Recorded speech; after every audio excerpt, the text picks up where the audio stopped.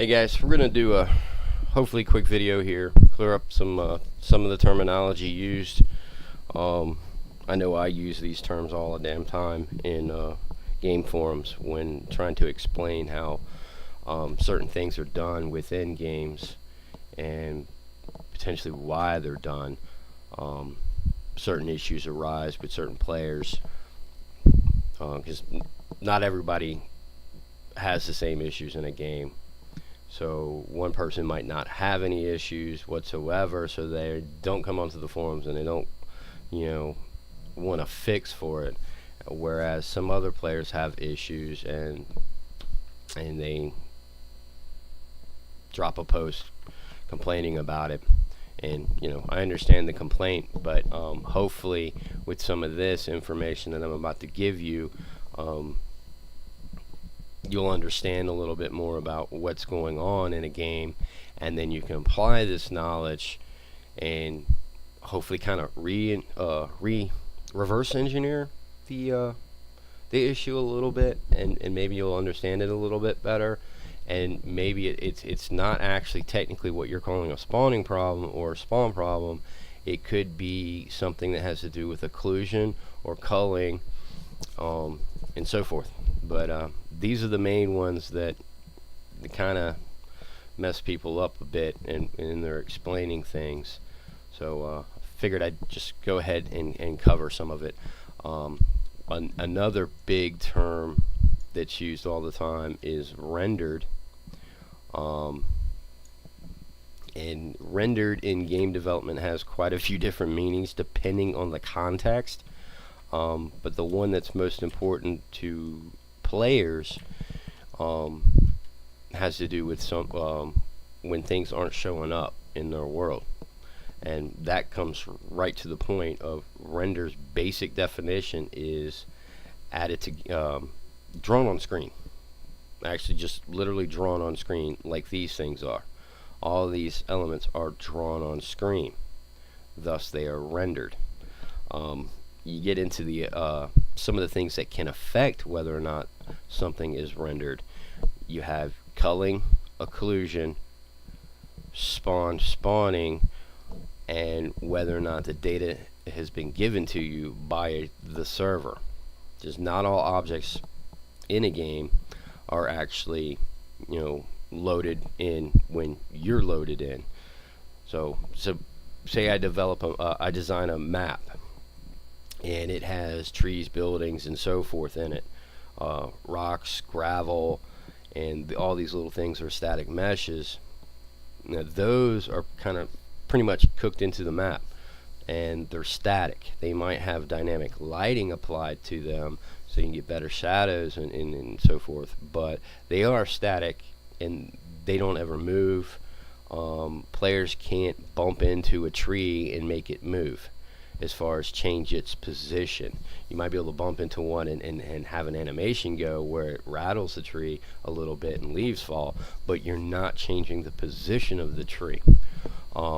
Those type of items are always there. You might not see them until you get close enough, culling, or they may be blocked by other things. Occlusion. But when you get into specialized items or actors and whatnot, like players, they're special and they have a relevancy and a priority, which a lot of this information I'm going to recover and go into more detail in an upcoming video on tick rates and receive rates, and explain a lot more of the dynamics of netcode and how things flow and when and why you get data at certain times and at what frequencies, because your receive rates do change depending on the relevancy and the priority of the data that you're about to get or need to get. But anyway, dynamic objects are actually destroyed on map load. So your version of the map might have all the little items laid out in it, or have like these little target points and everything for things to spawn, or spawn points and whatnot. Those are dynamic items and they can kind of move. So like a pickup gun in a game such as PUBG or Unreal Tournament, there's a weapon that you can actually pick up and add it to your inventory. Well, that's a dynamic asset or dynamic actor. So when the server loads the game or that level, so it can, it's loading it up on its end, it destroys everything. So when you load into the map, all those assets are technically not there. And then the server begins play, and it generates them on its version up on the server, and then feeds that data in positions and orientations, rotations, etc. to you. And that boils down to your latency, your connection speed, on how fast you get that data. So technically, like if we had two players standing here, you have one guy here, and they're looking in this direction for these assets, or one of these assets. The guy over here has a 10 ping, 10 millisecond ping. The guy over here has a 250 millisecond ping. The guy here, he's going to receive that data from the server. As soon as the server sends it, they're sending it to both these guys because they're in the same position. They might have just spawned there. They're getting the data sent at the same time from the server. The 10 millisecond guy, he's going to receive that data in 5 milliseconds. The 250 ping guy, he's going to get it in 125 milliseconds. Because server data from server to you is one way. It's not two-way. It's not, hey, dude, here's your data, and then you have to acknowledge it, and that acknowledge time doesn't add to your rendering time. So that's something we're going to get into in the tick rate and receive rate.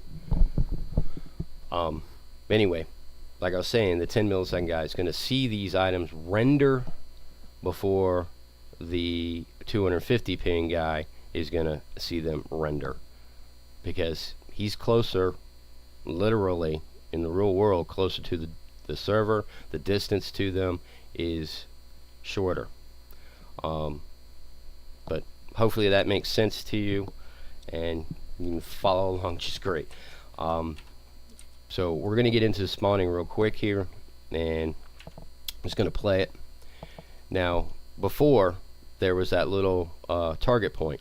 It's just a little sprite, so I can actually see the point where the item's going to be spawning, and I can move them around the map without having to go over into my world outliner here and say, okay, spawn, where is the where's my little spawner? There's my spawner point. Oh, there it is. I gave it an icon so I can see it.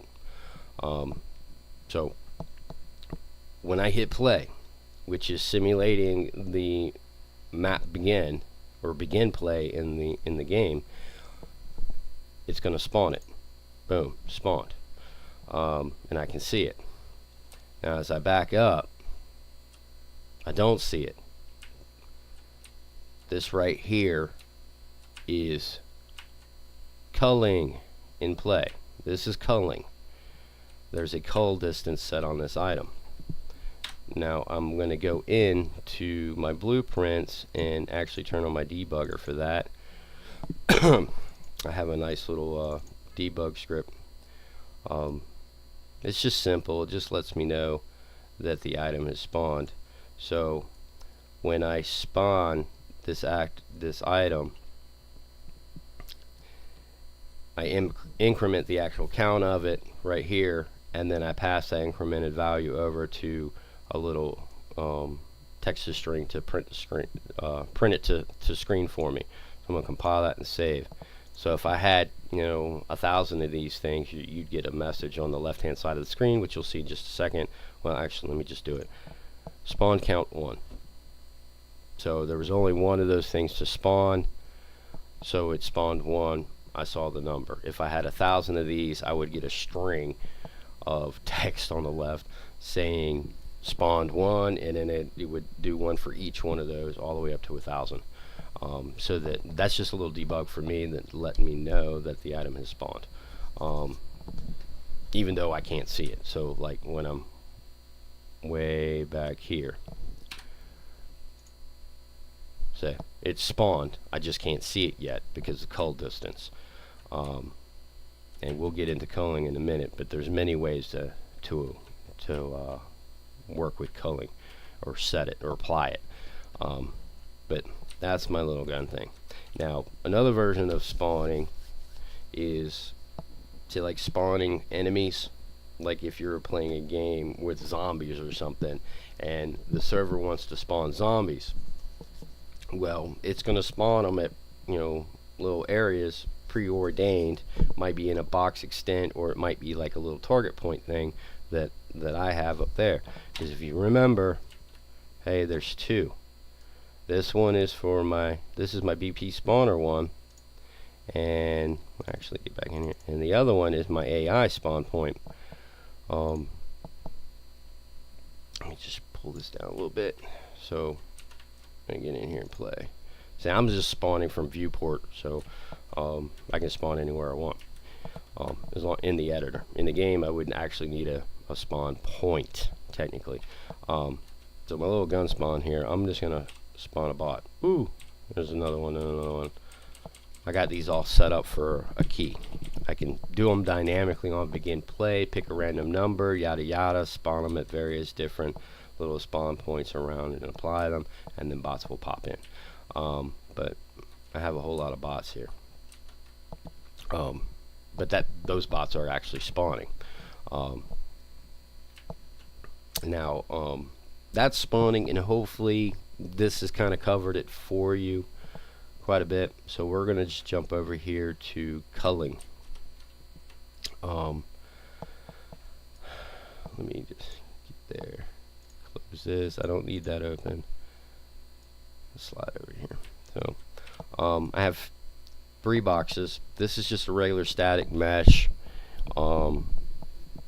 Nothing special about that. No culling has been applied to this, so as long as actually I'll show it to you. We're not playing yet, so the others with culling, they haven't been applied. Let me boost my camera speed real quick so I can zoom out. As long as the scale of that red box can fit on the screen, so once it gets beyond a pixel in size, it's just too small to render on screen, it'll stop rendering on screen. As below a pixel, you're not going to see it anyway. But it's like if I was right here and I popped on a scope and zoomed in, it would still be there, and I can kind of still see it now.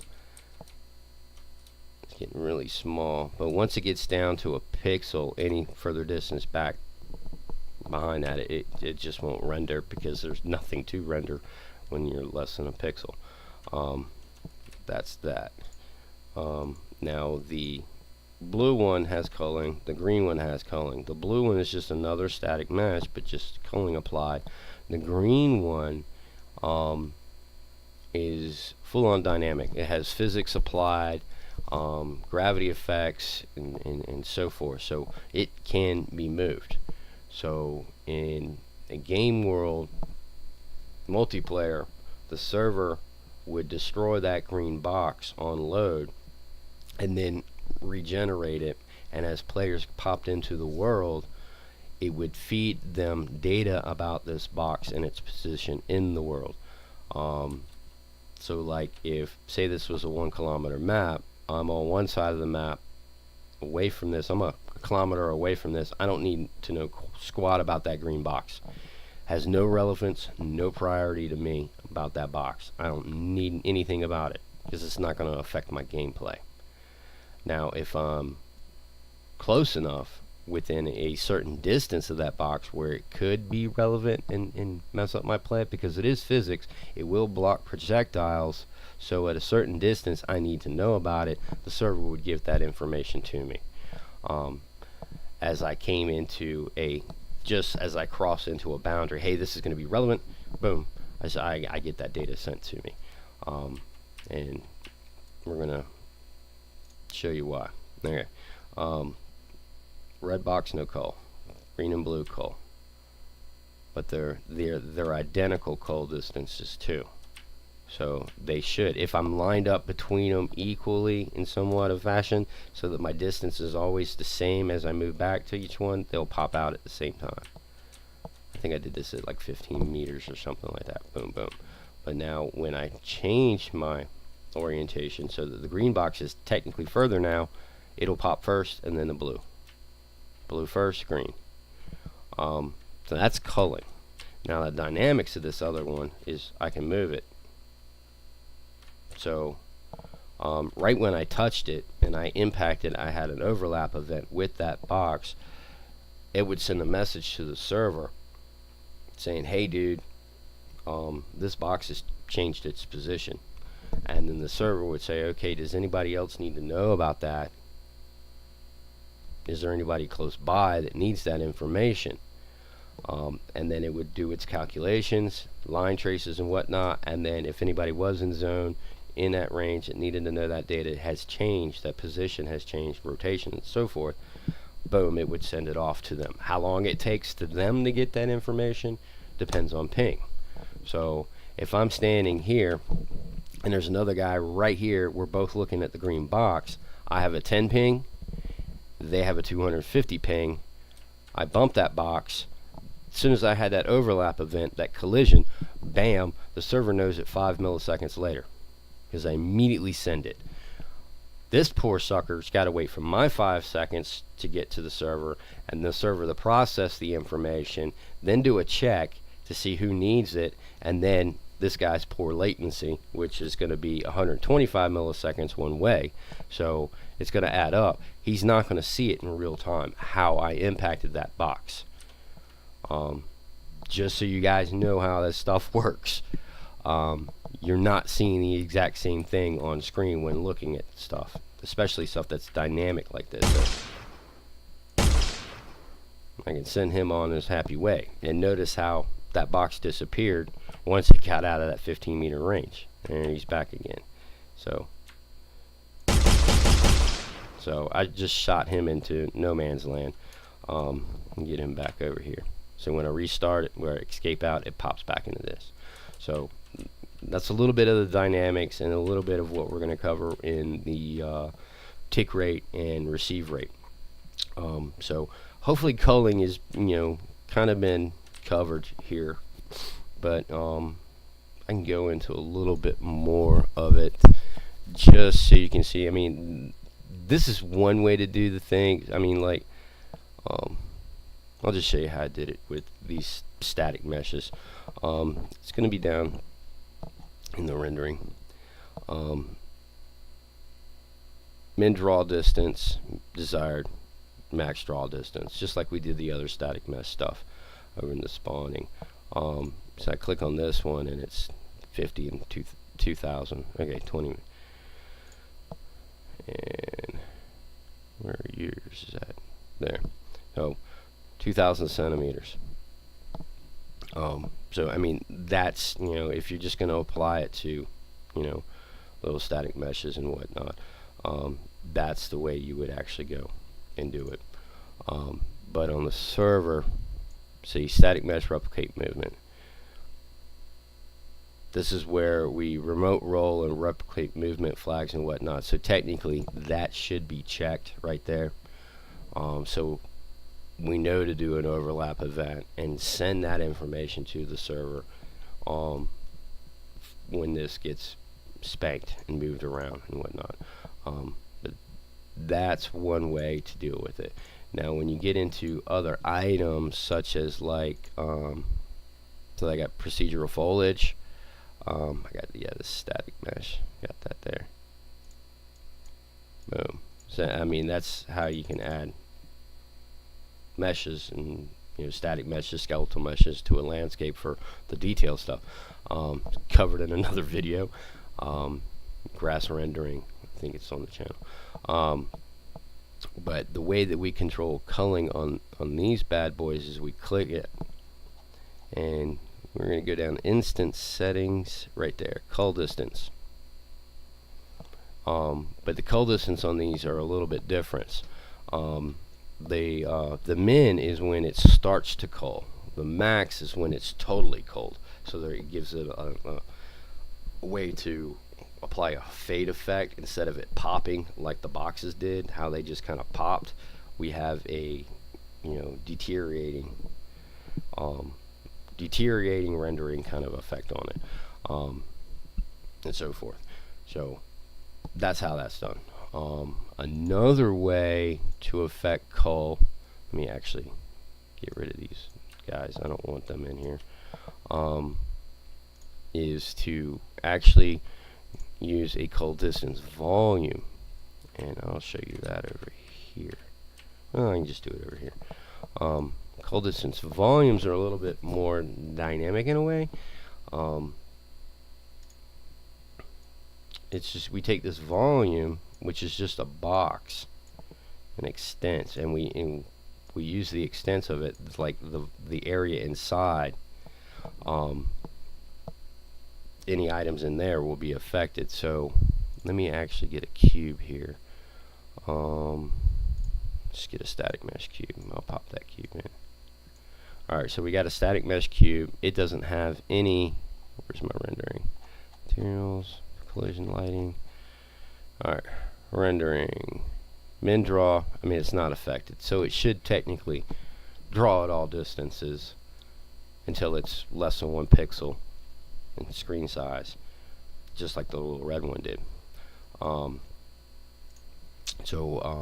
Let me get back to the volume here. Click on this little bad boy.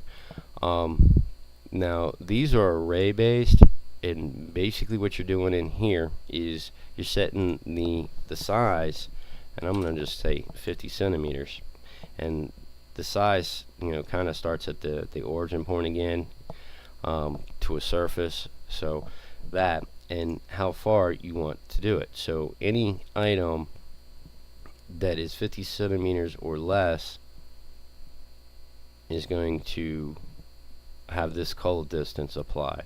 And I can create another one.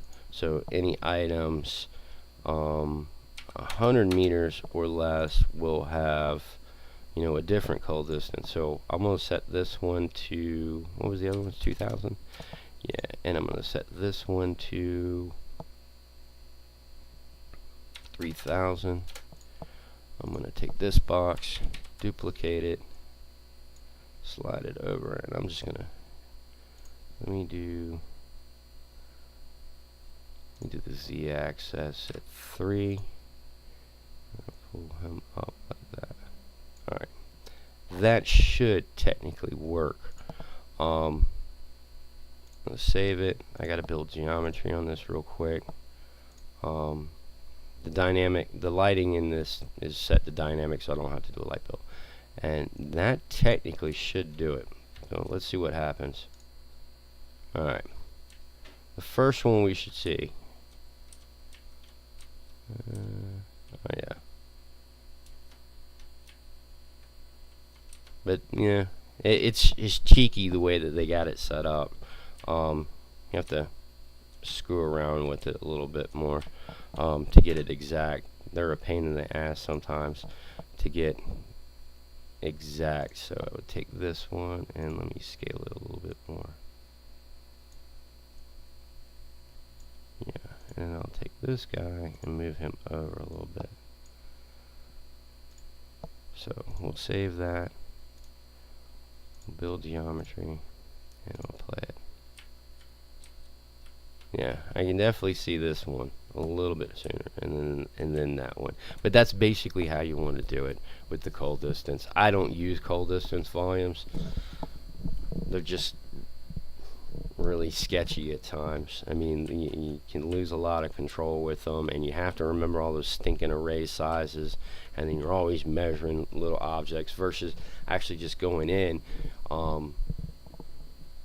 It's like the way that I would technically do it is I would go to the parent static mesh of this, which is this bad boy. I would go and deal directly with the parent mesh and set its cull distance, and then create an instance of that static mesh, and then use those static meshes and replication around the map if I needed to do it. And then I know for a fact that the parent static mesh dictates the cull distances right out of the gate. I don't have to go back through and individually manage cull distances for each one of those stupid little cubes. I just do it with the parent, and have a nice day. But I'm just saying that's the way I do it. And let me just get rid of these things. So, I mean, you can do it with cull volumes, cull distance volumes, but I mean, you don't have to. Oh, and let me show you one other one. That's going to be assets, materials, landscape master. Now we have this landscape grass tool that allows you to paint landscapes with it's a landscape grass type. Paint static meshes onto a landscape like you would do in Photoshop when you're using the brush tools and whatnot. You can actually paint grass and so forth. Totally covered in the grass rendering videos, 1 through 4.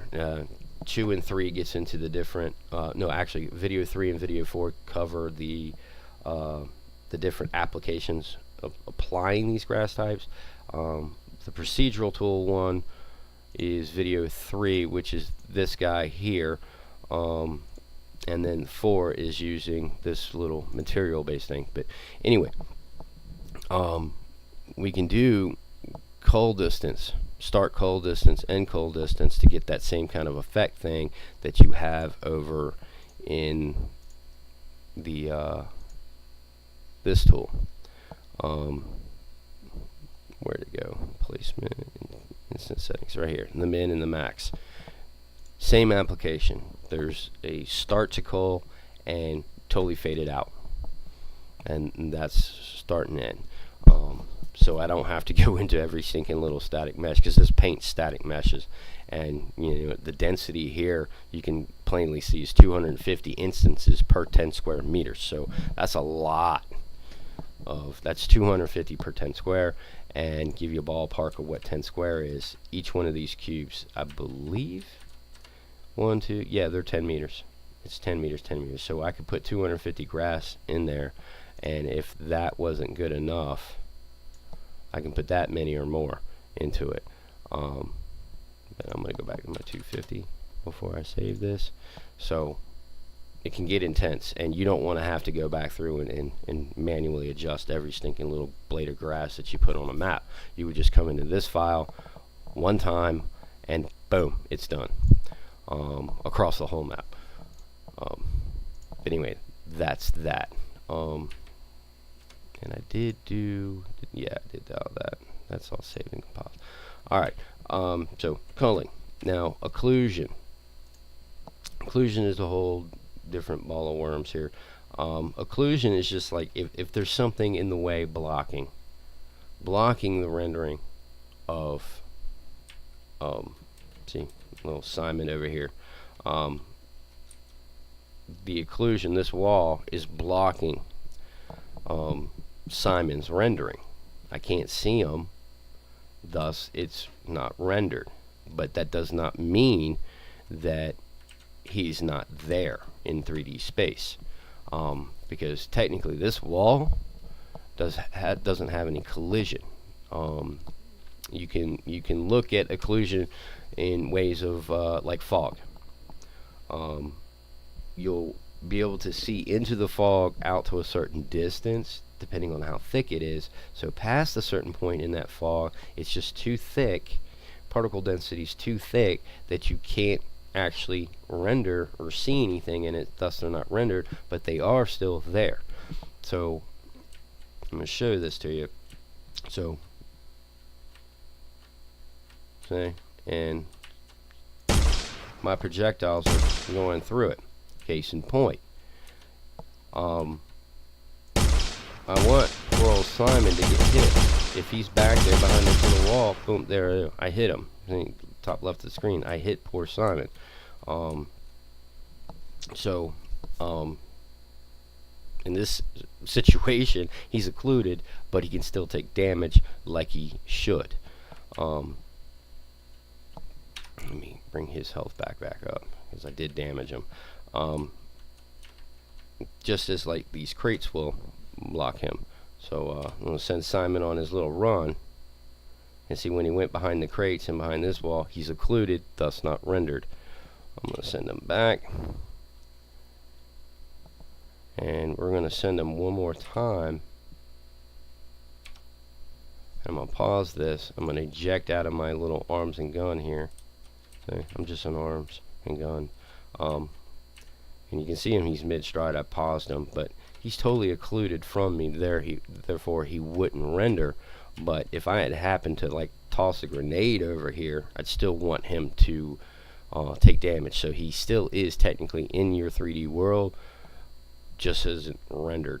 And just as with this culling, it was still spawned, just at a certain distance. We can't see it. Let me get back in my little dude, and I'll unpause him, let him do his thing.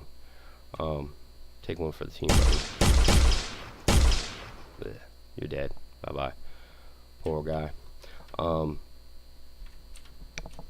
So hopefully this covers, you know, everything for you guys, so you can understand it a little bit better, what's going on in the games, and get the terms right. So when there is an issue and you use the right terms, it's easier for other players to come in and replicate those, and then definitely for developers to replicate that issue, and then potentially fix it if there is an issue. If it's just not generalized game mechanics and stuff like, hey, it has actually spawned, you do have the data, it's on your machine, you're just too far away to see it as far as being culled. So hopefully that makes sense to you. Any questions, as usual, you guys can hit me up in the replies, or you can hop on to the Into Gaming Discord channel, and I have sections set up for game dev and so forth. So there you go. Hopefully this helps you understand a little bit more about what's going on in the game.